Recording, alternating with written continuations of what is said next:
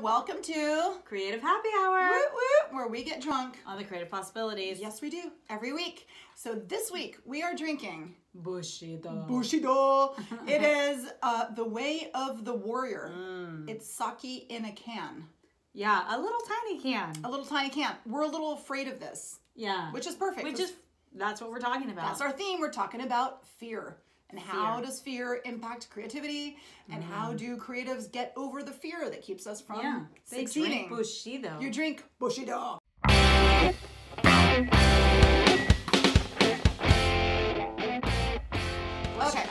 And tiny cans. I'm probably gonna get yelled at for doing that, but whatever. It's a small can, and it's really cute though. I like the bottle. It's cute. Like it's got a little warrior kitty or something, right? Warrior kitty. Warrior kitty? Warrior wolf? Warrior fox? It's brewed in Japan. This is not a pussy. It's not a pussy. This is not a pussy. So the thing about warriors, shall we open this? Should we crack it open? Yeah. There's lots of Japanese directions here, but I think it says crack that shit open. Crack that shit open. Crack that shit open. So the thing with the warrior is, I see. Oh. So we're like it's like a glass. I see. Oh yeah. Oh, that's pretty cool. Look at that. The whole thing comes off. So there were only 2 of these at Bevmo. There were only 2 of those at Bevmo. So if you want some, you better call ahead. Cheers to you. Let's try it out and see. Cheers. Cheers. Clink. Okay. Trying it out now. Okay, here we go.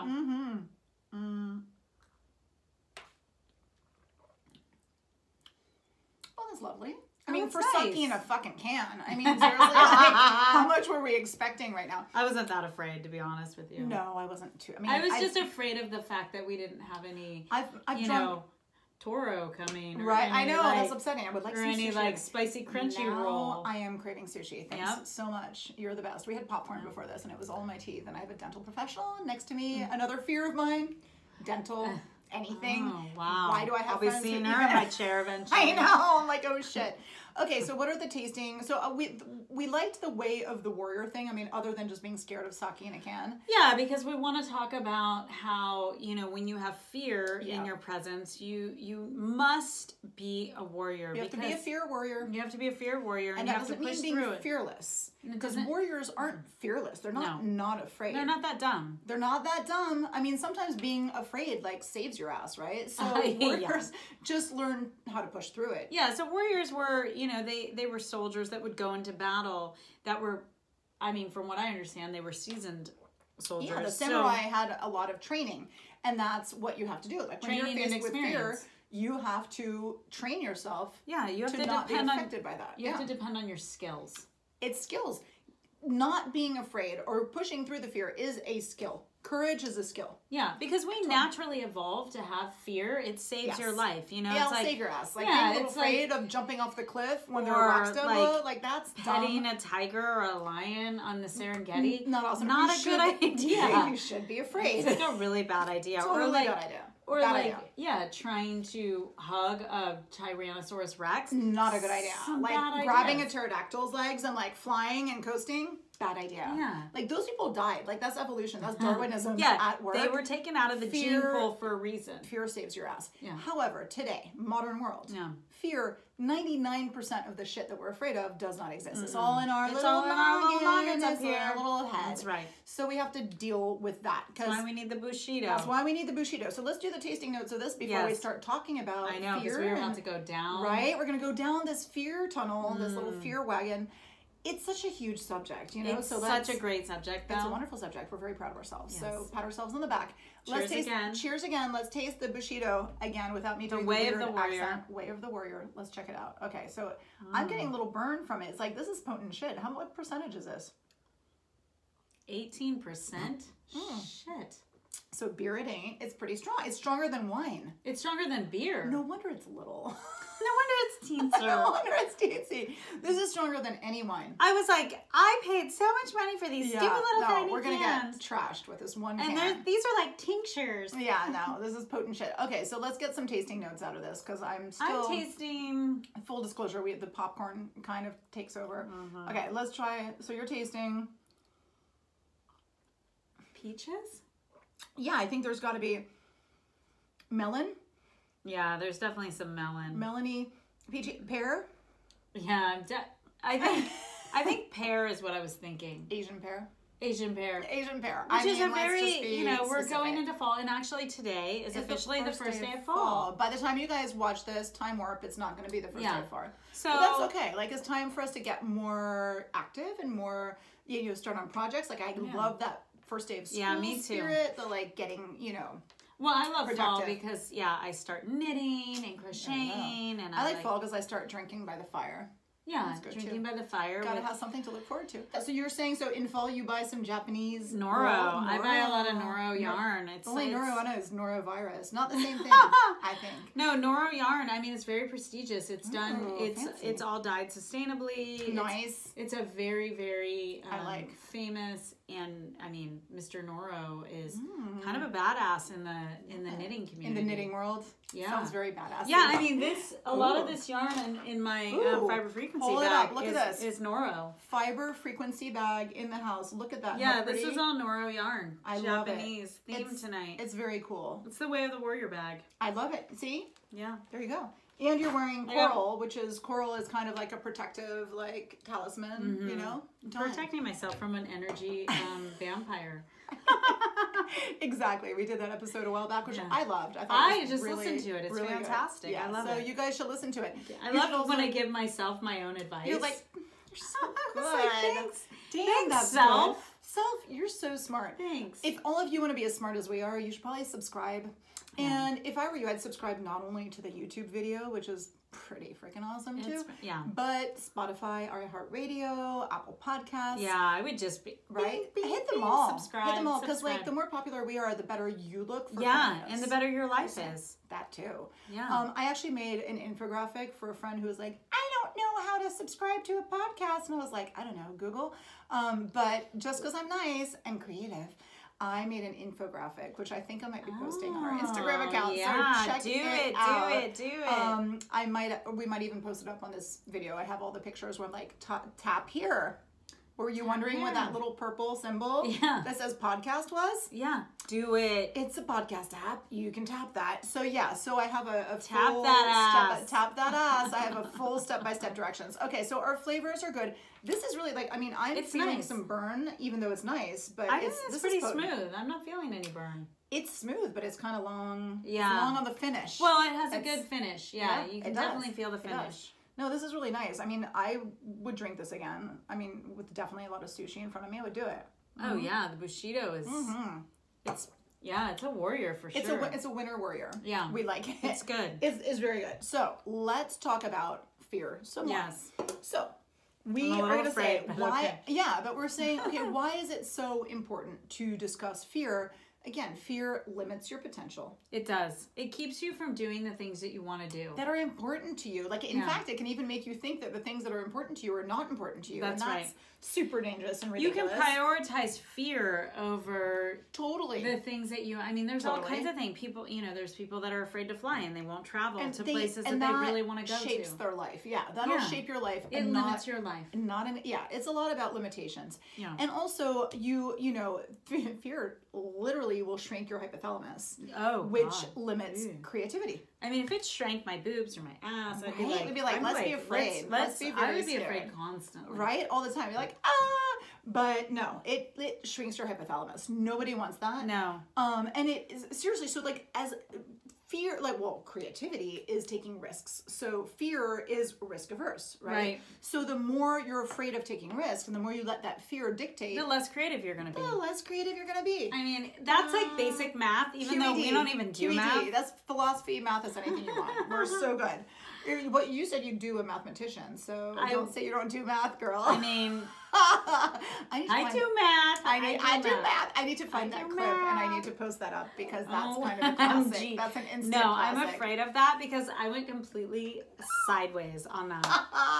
Applied math. You're like, I was like freaking on the mathematician. Exactly. It was really good. Yeah, it was. I liked it. That's the 18% talking, people. There you go. 18. Yeah, the other 18%. Yeah. Okay, so that's what fear does. Fear is a pain in the ass, literally, and that's my book that I'm going to plug right now. And she's afraid because writer's block is a pain in the ass, and it's all in your head. And also, blocks are not what you think they are. Like, a huge part of them are fear, and a huge part of writer's block or creative block is not the inspiration. It's actually going from having it in your head and not doing it, to actually following through and finishing it so that it gets out in the world, so that it's something. Because and I think once you start doing a project, I think you realize there you go. You start to see, oh, I have to deal with that, or oh, I have to deal with that, or oh, I need a permit, or oh, I need a different color, oh, and then but I think really just getting through that first step level of, you know what, I want to do this, and I'm going to take the first step to do it. So we can talk about Mel Robbins here, who sometimes we laugh at, but today we're going to say that she's right. Mel Robbins' 5-second rule, not related to Tony Robbins, but she says that basically when you have some impulse to do something that's creative or productive, and if it's something that's worthwhile, and don't let your fear tell you it's not, right, you better jump on that and act on it within 5 seconds, or your brain is going to squash it down. Your brain is very powerful at protecting you from the things that scare you by making you not And do you know them. what this makes me think of? It makes me think of Malcolm Gladwell's book, Blink. Yeah, that instant thing. Where your subconscious, your subconscious before your conscious mind has been able to really get a hold of it and be like, oh, that's stupid. Why would you do that? Right. Your subconscious mind already put everything together and was like, oh, this is a really good idea, and you could do this, and I think you should do it. Right. And then boom. If you don't, if you don't act on it, then the conscious mind starts to give you reasons why you shouldn't do it. Conscious mind is lower and dumber. The fear mind. The fear mind. It is the fear mind. Well, the fear mind doesn't know the difference. As we were saying, the fear mind doesn't know the difference between the real fears that are actually going to kill you. Right. So let's give you an example. Or the T-Rex. Right. You like to go to see a horror movie because your brain doesn't know the difference between reality and non-reality. Right. But here's the thing that you like so much about a horror movie is that at the end of the day, after your horror movie, you're safe and you're toasty and you got all these emotions. You got your popcorn. Right. And it feels good. Your junior mints. Totally. So when you do a thing that you were afraid of and you actually get through it, that's like a muscle that you're flexing, and that feels really good. It feels really good also because what fear does in the body is it you're like pulls up the adrenaline and it pulls up the cortisol and all these stress hormones start to pour into your body, and you physiologically have a response to fear. Fight or flight response. So let's talk about your experience on the paddleboard. Oh yeah, that's kind of painful. Yeah, because that's essentially what happened. That's all what happened. Your cortisol and your So I would actually like to talk about the paddleboard a little bit later. Okay. I think because that's a story. So here's how we're gonna structure our little show. Yeah. So we're gonna talk about. Really into structure. I'm into structure. I'm a structured kind of chick. We're gonna talk about some of the more common fears that creatives have, because of course there are fears. Fear of not being loved. Fear. Those are general fears, but we're gonna talk about creative fears because they're very real and they affect everybody in our community of artists, creatives, creative entrepreneurs. I think it's important to address those in particular. We're gonna do some little workarounds for those, but just in passing, and then we're going to go into really huge advice for mindset hacks and changes to face those fears, and we're going to include some personal stories in that. So I think that my paddleboard experience, which is stay tuned for the paddleboard, stay tuned for little Micah stories of fear and quitting jobs and things like that. I'm constantly amazing. Well, not constantly. I mean, it's... No, I'm not constantly doing, but I'm constantly thinking about doing it. Totally. But you did quit a job this week, and we're going to talk about that later on. So you need to stay tuned. Yeah, stay tuned because it's going to get better. It's going to get so much better. I'm going to give you personal examples. We're going to give you a few quotes, though, first. We've got some great quotes, right? There's one by Taylor Swift that is just... Taylor Swift. She's a genius for our times. She's like... Fear is not, being fearless is not right. Like, it's not absence of fear. No. It's actually pushing through the fear. And I guess I'm paraphrasing Taylor. Can you? Because I felt like she had a run-on sentence with her She quote. did. It was really long. I mean, is that a thing? I think it's like sentence quotes? Like her lyrics. Like, yeah, she's got a list I'm a huge Taylor Swift fan, by the way. Yeah, we're totally Taylor. You need to calm down. I like, that song is... so on my... Yeah, no, she's fun. She's brilliant. Taylor is somebody, I wouldn't go so far as to say brilliant, but she is somebody who's really faced a lot of... She's rich as fuck, and I'm not. She's rich as fuck, and we like that, Taylor. We like that. She's somebody who's pushed through any of the stage fright, any of the fear of speaking out, any of the fear, like for a long time, she wasn't speaking politics, for example, and now she's like, fuck it, you know what, I've gotten to that point where I'm not afraid anymore. I have enough money in my bank account. I can talk about whatever I want. I can talk about what I want. And that's like Kanye, which we have, refer back to our episodes. Know that I compare them, but okay. Well, first of all, he, made a whole write a song about her. So That's they, true. you know. That's true. But That's Kanye has gotten over that fear of being ridiculed. Yeah. So is Gwyneth Paltrow. Yeah. She's like, obviously. oh, you're talking about me? You're laughing at me? That's more eyeballs on my shit. Yeah. So that is the attitude to have. But Yeah. here's another great quote by Roy. You didn't even give the quote by Taylor. I did. Well, no, because you told me to paraphrase. So fearless is not the absence of fear. It's not being completely unafraid. To me, fearless is having fears. It's having doubts, lots of them. To me, fearless is living in spite of those things that scare you to death. Run-on sentence. I love it. See? Exactly. Then Samuel Beckett, right? Fail again, fail better. That is, creativity is experimentation. It is failure. It is putting yourself out there. My daughter we're touring an art high school this week, so I'm super excited about it. We're not going to name the art high school because she's so famous that she might be, oh my God. spied on. So we're for security. Right. We can't mention the no, name of the high school, but it's great. Like, I don't want them to look it up and be like, we're not inviting that family in. So anyway, alcoholic mother. We're like, we know where that's going. And I will be Bushido. But anyway, so there's the application process, which is normal for applying to that's normal, some kind of whatever program. But there's also an audition because she wants to apply to the dance department. Yeah. So, and we were like reading the detail, and she was like, she's getting afraid. But look, when you apply to a job, the description's so scary, like, and then you realize that I can do that. Yeah. Or maybe I can't. Now, all of a sudden, the beauty is, I was like, who cares? Who cares if you don't get in? You should do it for the adventure, for the experience, to put it on your repertoire. If you fail, then you're going to be like, what went wrong this time? Yeah, then you're going to be able to be self-reflective. But it's interesting because there is all this like impending audition and which my son's also going through right now. It's so exciting. She's like, oh, I want to take these other dance classes, and I want to do this, and I want to do that, and I want to do. So the fear is leading to growth. So it's stimulating this self motivating energy. She's got a really good attitude when it comes to that, which is absolutely like, you can't prepare for everything. No, but you can prepare for the worst. You can prepare for the things that you have a niggling thought in the back of your mind that, hey, I'm actually afraid because I know that I'm not prepared, or I'm afraid because I know that I don't have it. Well, then can you or can't you actually? Well, the part we all have imposter syndrome, but I mean, so what do we think? So you can choreograph a dance in the field that you have expertise in, and ours is ballet.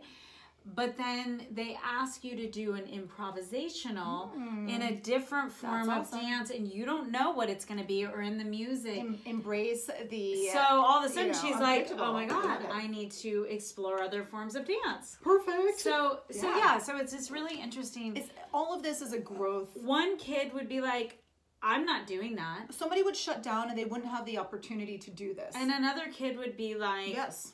Okay, bring it on. Totally.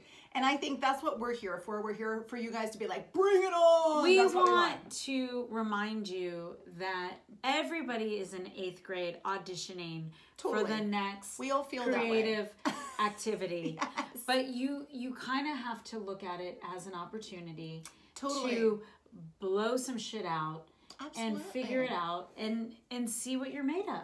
Totally. That's the thing. I mean, how bad can it be? Like, what? You fall on stage?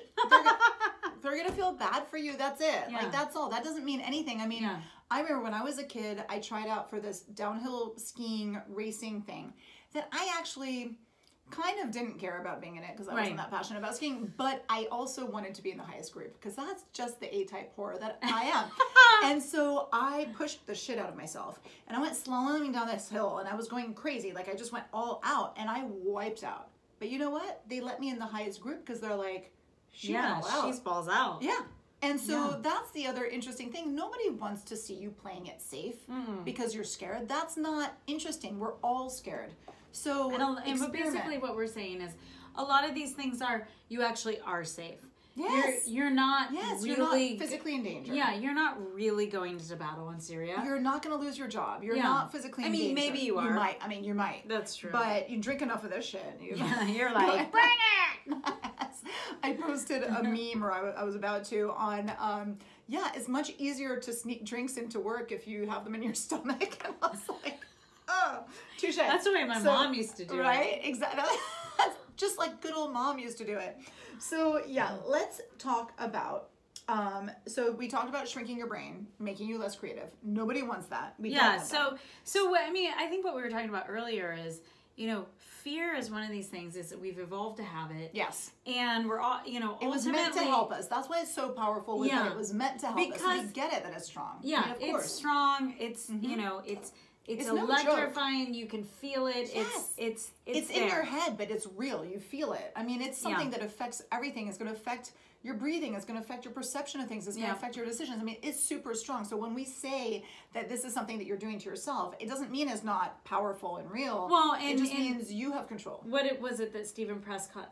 I always call him Stephen Prescott. Sorry, Stephen. Sorry, Stephen. Stephen Pressfield always says that, you know, when you feel the fear of something, then you that's kind of an indicator. You know it's important, and you know, and that's kind of the thing that makes you realize. And that's when you engage. It matters to you, right? And that's when you try to engage that 5-second rule, which is just fucking go for it. So let's talk about some common creative fears, because that's what we're talking to and about. So the first thing is actually, this is a funny, very basic fear. And I have this fear sometimes. Oh. Fear that you're not actually a creative person. Right? Yeah. I mean, every once in a while I'm like, fuck, like, am I really thinking that creatively? Am I actually that creative? Like, have I written anything this week? Have I made something? Am I that creative? Yeah.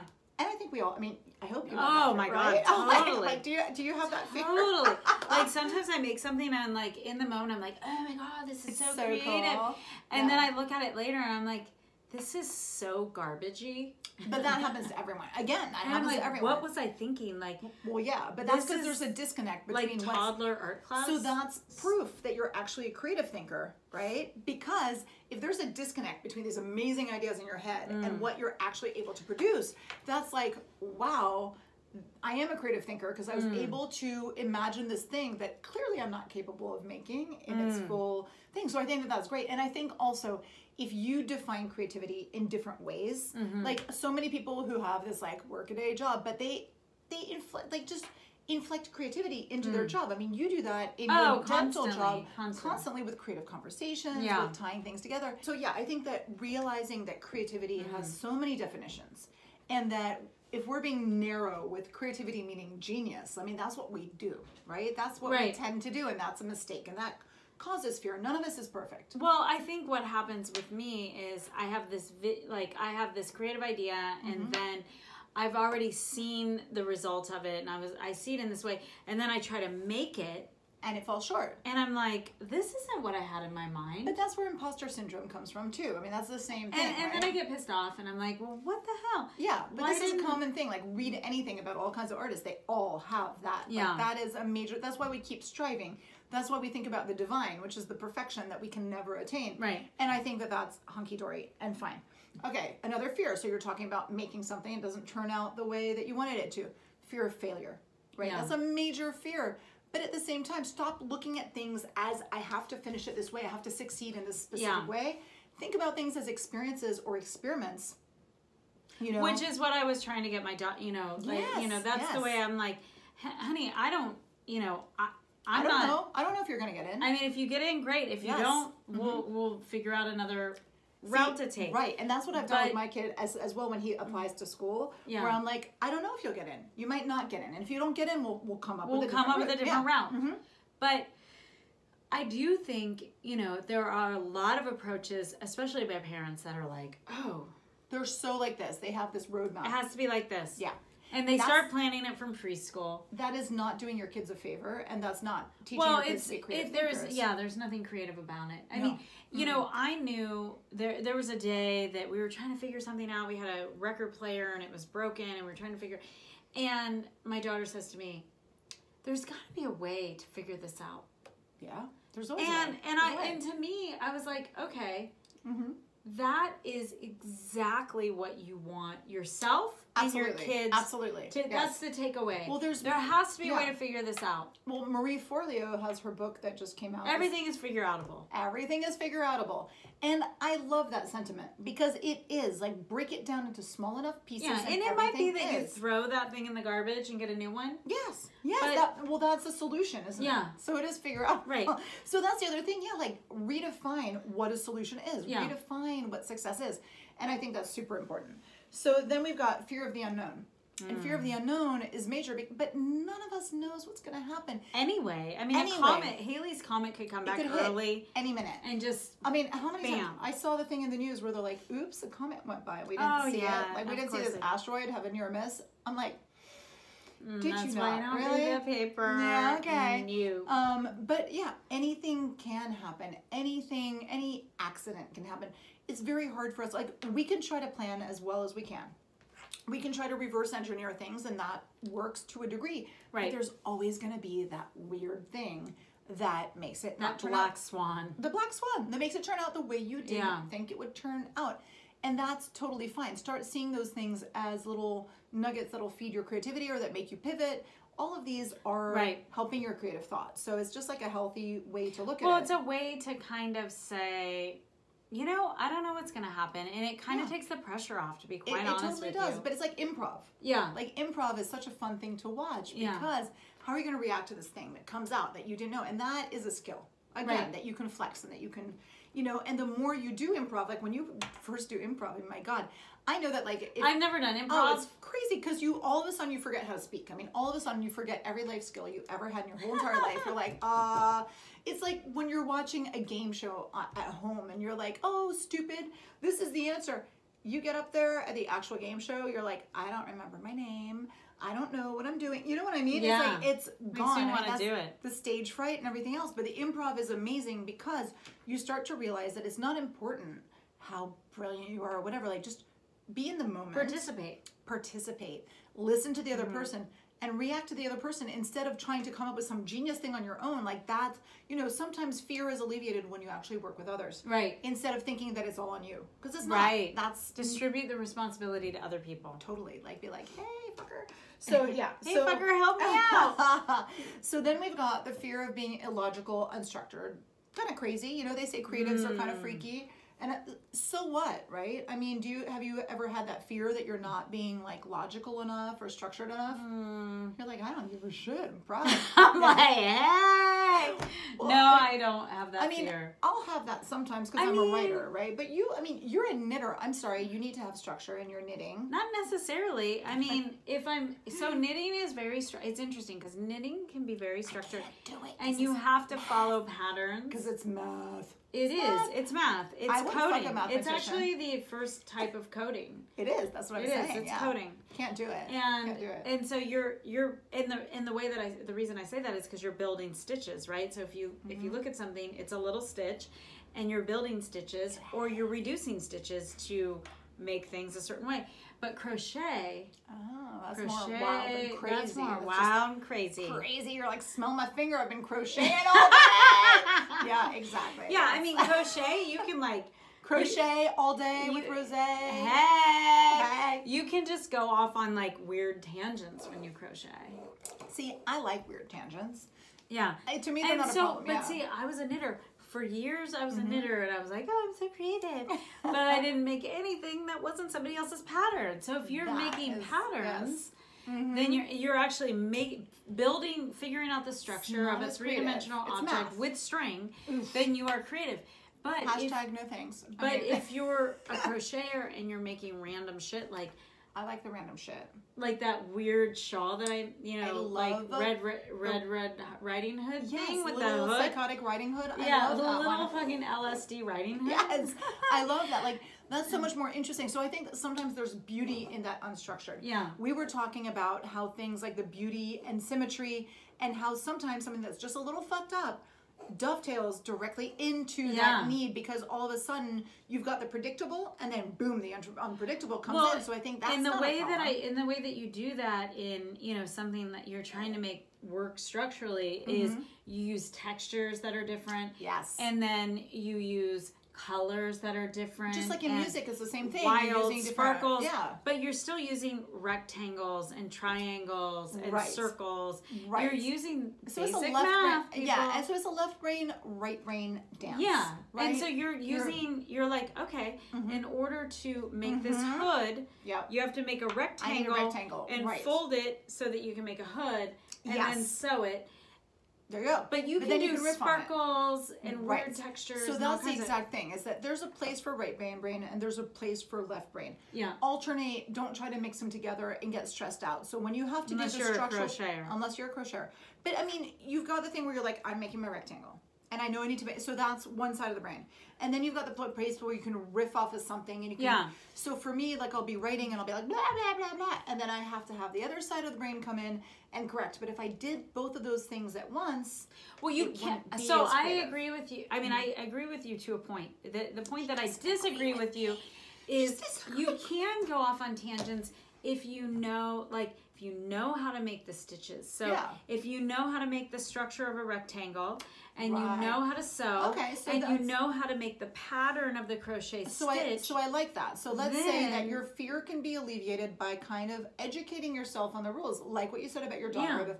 Let's see what I need for the audition. Let's see what you need, and then let's be as prepared as we possibly can. I like that. The Boy Scout motto. And when you have to go into the improvisational, and you have to do a hip hop thing, hopefully you took a hip hop class.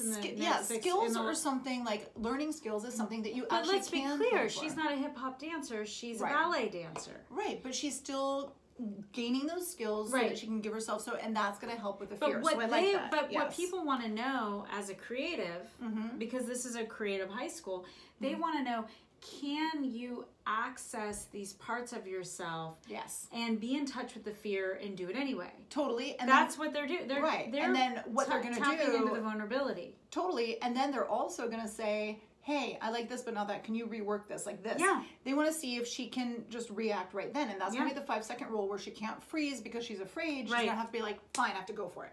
Right. And usually I think that creatives understand that that's something that we all go through because, you know, there's that fear of being judged, which is major because that's tied to the fear of rejection, which is a, you know, that's a primal thing. It's an evolutionary thing. If you're rejected by your tribe, I mean, you're going to die. Everything goes back.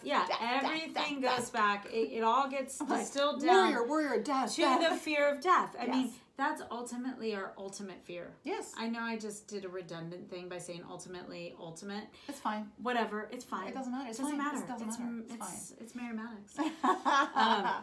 But you know, it is. It's all reduced down to the fear of death, and then you kind of go up the ladder from there. It's like fear of abandonment, and a fear of abandonment fear of not being able to survive. If you get abandoned by your tribe, then you're not going to get fed. You're going to thrown out on your ass, and you're not going to survive. You're going to die, right? But we're smart people living in, you know, whichever fucking 21st century we're living in, and there are nuanced ways for us to make a living and be accepted by a tribe. So in terms of the fear of judgment and abandonment, start with a little tribe. You don't need everybody to love you, like, you know. Yeah, if you're like a weirdo artist, like we are, but we have a small fan base. We have a fan base. We get together, and everybody loves us, and it's fine. And there's like 3 people. There are like 3 people, but those people are super fans, and we so appreciate them. We could probably list them right there on the screen, and that's cool too. But then you can start to grow and expand, and it's, you know, you start to gain that confidence, and that's hunky dory. So then you've got the imposter syndrome that you're not worthy and everything else. And guys, that's stupid. If you work and you're not. I mean, you're not worthy. None of us is worthy of the luck that we have, but also all of us are worthy for the things that we worked on. So it's like, get over yourself, and it's fine. Like, it makes me think of that Ani DeFranco album, I'm Not a Pretty Girl album. Oh, we should have talked about that in the beauty episode. Hello. I know, but she does this song. It's called Worthy, and she's like, I'm not worthy of you. You're not worthy of me. And it's like totally right. It's like you flip flop. I'm not worthy of you. You're not worthy of me. Everybody feels unworthy at some point. You think you're not worthy. Yeah, but if we all thought we were worthy all the time, we'd be kind of some sorry assholes, and then everybody'd be kind of afraid of us anyway. Right. So the fear would still be there. No, I mean, but I think for our listeners, it's like you're thinking you're not worthy, but I guess what I'm saying is that the other people are thinking the same thing, right? They're not worthy. They don't understand your art. They don't get it. They don't feel worthy of your creative exactly brilliance. Like half the people who are going to sit there and mock you or troll you, they're actually projecting because they are so scared because they're like, oh my god, I don't do anything. I'm probably an idiot. Yeah, and I do nothing, and they put themselves out there. So it's, you know, I mean, put yourself. I drink Bushido all day. I don't do anything. All day long, I drink Bushido. The warrior. But I mean, doing something, and this is my other point, which is taking that first step. Right. Those of us who actually are scared as shit, but we take that first step, we have learned something, we have grown. And I think that that's amazing. And the fear of the first step is massive. And that's where Mel Robbins, it's huge. That's like starting something and finishing something are kind of the two hardest things, I think, the more scary things to do.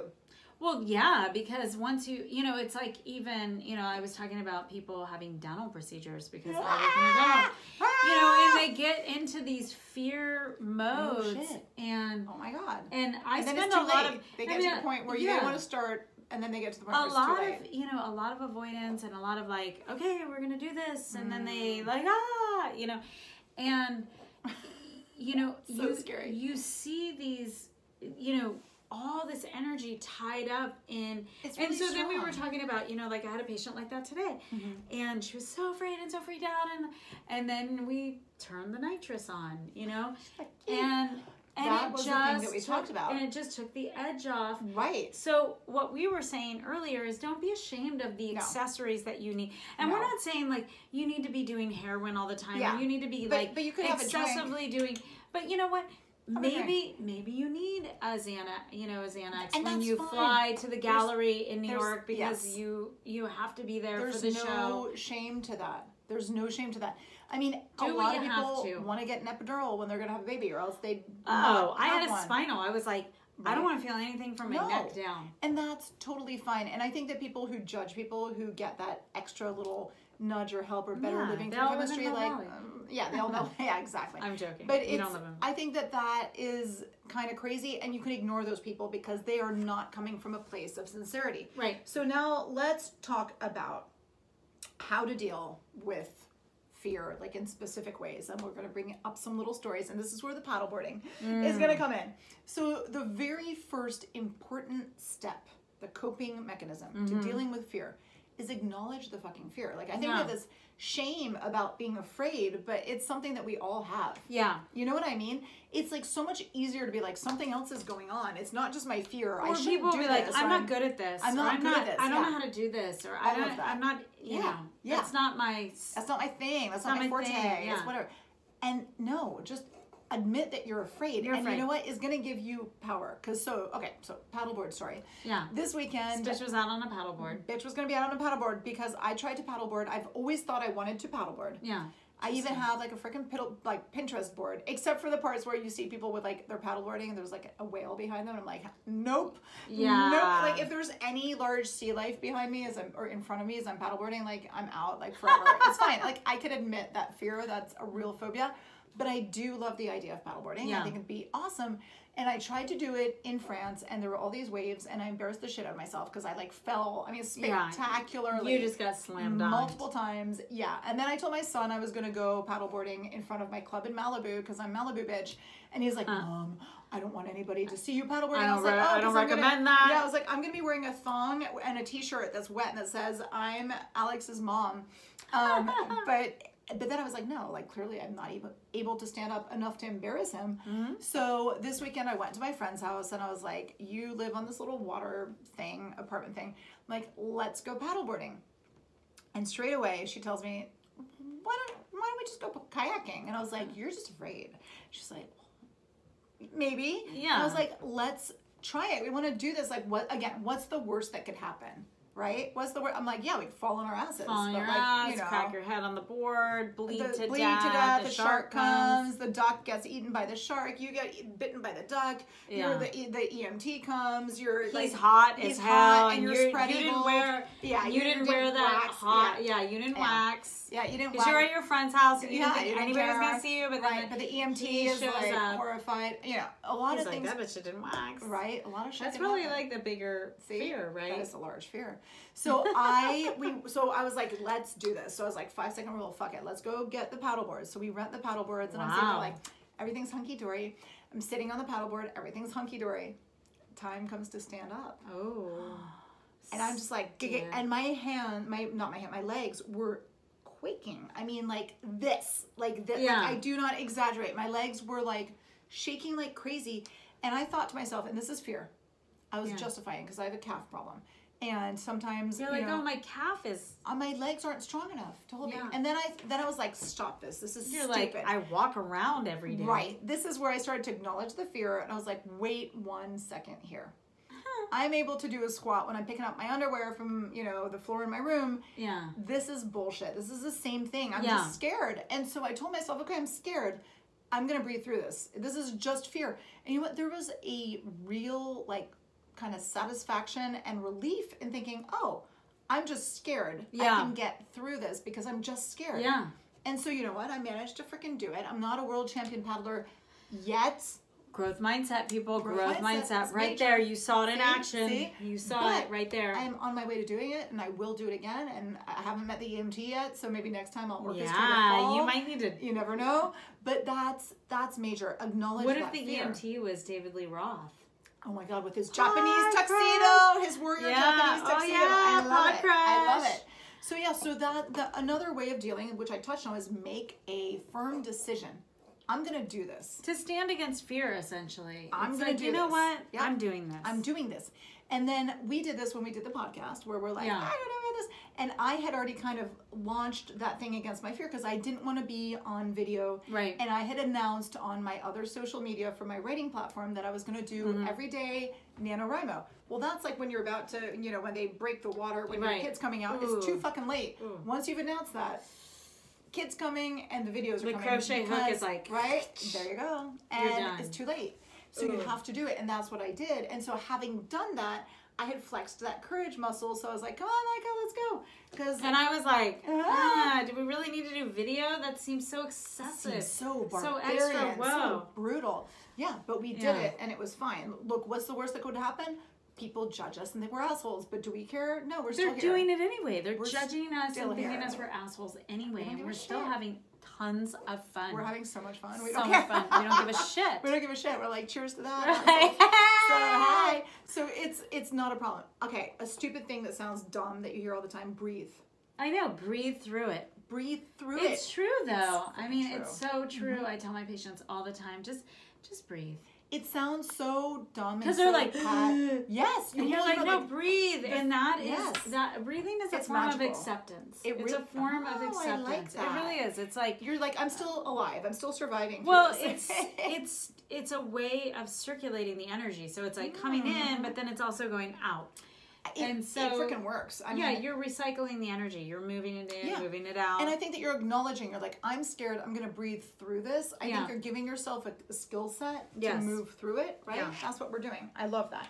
Okay. So, now, so essentially, I had a similar fear experience, but it wasn't on a paddleboard. It will be next time because I'm dragging her on the paddleboard. It's going to be good. The crocheted paddleboard cover, I'm just seeing it now. You're already seeing it, right? Yes. Totally. That's the visualization. See, we're going to visualize. That's another. I should start making paddleboard covers. Yes. Is that what you're thinking? Fiber frequency paddleboard covers? Yes. Okay, go on. So, sorry. It's extreme. No, so I basically work 2 jobs. So that means I work 7 days a week. Yeah. And too much. Yeah, when I was over a year ago, I was like, I'm just going to do this for a few months because, I took a different job out of desperation. I took a little pay cut to survive. And I was like, I was kind of freaked out. And I was in a fear-based mentality or a scarcity mentality.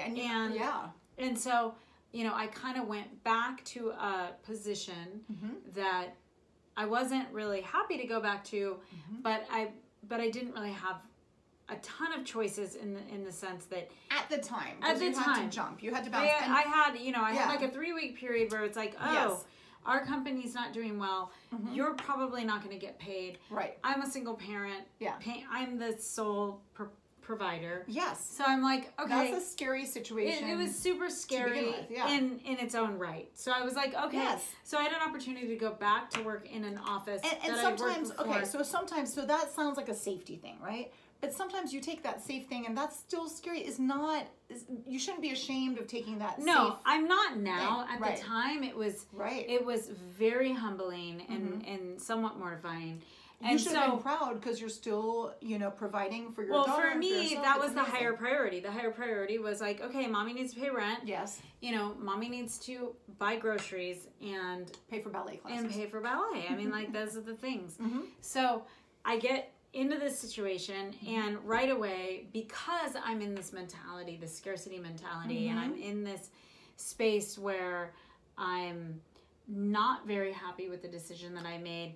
Yes. Everything in the universe is conspiring. It's conspiring in, it's like I'm having like weird interactions with people in the office. You know, it was just like, it was all this like negative, like, whoa, I'm just trying to. And that's all mentality. Yeah, and I mean, a lot of it. There were some real bitches there too. Yeah, no, there's some real bitches, but it was, I mean, it was like this whole experience, and the worst thing is like when you're aware of your own part in it, and you're aware of, it's like, it's one thing to be afraid of something, and to not be aware of your, like, oh, maybe I have past trauma, or oh, maybe this isn't normal. But when you cause this shit. But when you're like, part of it, and you realize that like this is directly related to a choice that you made, then it's really fucking painful, right? It's painful, but at the same time, I think that takes some of the pain out, because you're like, I had to make this decision at that time. Like the alternatives were not immediately apparent to me. Right.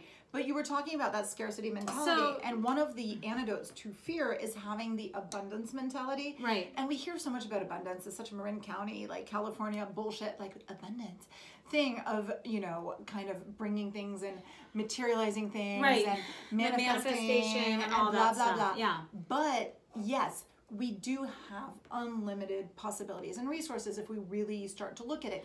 Are they going to happen right now or right here? Well, no. I mean, that's the thing that, and I've played around with it. Like, I think I was telling you how, there was one night where I was like, oh God, I bought this expensive computer, or I paid this really big bill. And I was like, oh my God. Forever. And I'm like trapped in this job, this second job. Right. And then in the same hour, one of my good friends was like, hey, we want to take you and Alex out to sushi. This super like fancy sushi restaurant. Sushi. And thanks for bringing up sushi. I know, sorry. Sorry. No, but I mean, it was like, oh, am I really in scarcity? Yeah. Or is this some bullshit that I told myself? This is some bullshit that you like told I yourself. just got invited to be treated to a very fancy and I live in a wonderful dinner. area where I can go hiking, every weekend, and it's you have to kind of check yourself before you wreck yourself. Yes. That's what P. Diddy would tell you to do. Exactly. And I love that. it really is this like, am I? So anyway, recently I'm like, oh shit, mommy is tired. Mommy's I am fucking working tired. 7 days a week. I've had like Labor Day off in the past 3 months. And mommy needs to work on the podcast. She needs to be. Mommy needs to work on the podcast. So working on something else. Yeah. So, but not working less, working different. Yeah, but I was like, okay, am I really in need of this little bit of extra income? Like, is this cushion? Is this really a true story that I'm telling myself, or is this a bullshit story? And is this a fear? And am I, like, is sleep more important? Probably. Is exercise more important? Is working on things that feed my soul more important? Probably.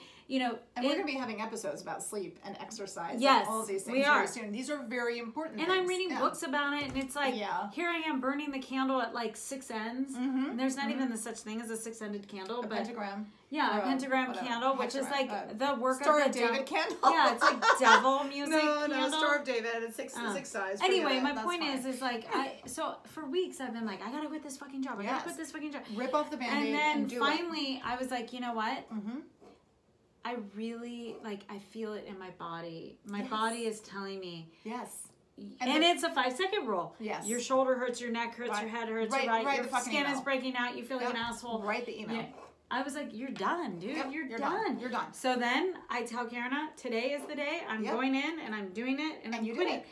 And, it's done. I did it. It's done. You did it. It's done. And that's very exciting. And it's going to free up. So cheers to that. It was scary, but it's, and I'm not a quitter, people. No, you're not. You didn't quit to quit. You quit to do more, actually. Yeah. So that's an interesting thing. Another important thing to do is to talk about it. So that's major. You came to me, you talked to me about your issues. I was like, great, let's talk about it. When you talk about your fear, it undemonizes it. It makes it like, this takes away the power. It's a common situation that all of us have. There's no shame to it. Fear is universal. And if you talk about it, I think it really, really helps.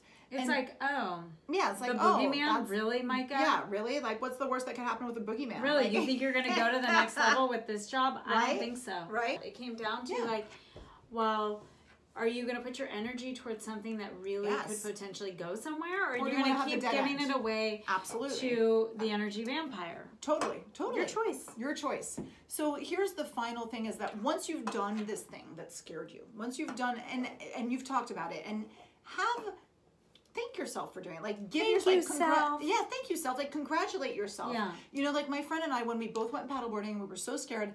When we were done, we were like, slap me 5, yay us, we're awesome.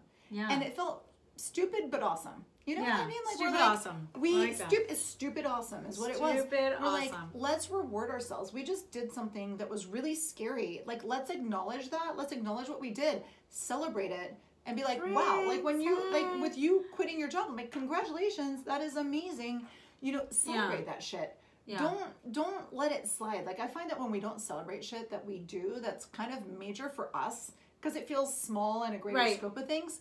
We just kind of lose it. We should just really be... Well, everything starts to just like meld together into one thing. Exactly. And you don't break up. We want to feel everything. And like having the fear is a good sign because it's that you're not psycho, right? So congratulate yourself for that. Yeah. That's a good thing. So like just appreciate it. Be like, you know what? I did have that courage. I did flex that muscle to build up the courage. And then I'll do it again. You know what I mean? You get to recognize that and be like, let's do that again. So that we can move forward and not be scared. Yeah, and be more creative. I'm going to quit my other job. No, I'm just kidding. One day. Let's do it. So you guys, thank you so much for joining us. Let us know if there's anything about fear. Be a warrior. Be a warrior. Be a Bushido. Bushido. And tell us, arigato. Right? Tell us how you confronted your fears and the amazing things that you managed to do when you did that. Yeah. And we will see you guys next time. Cheers.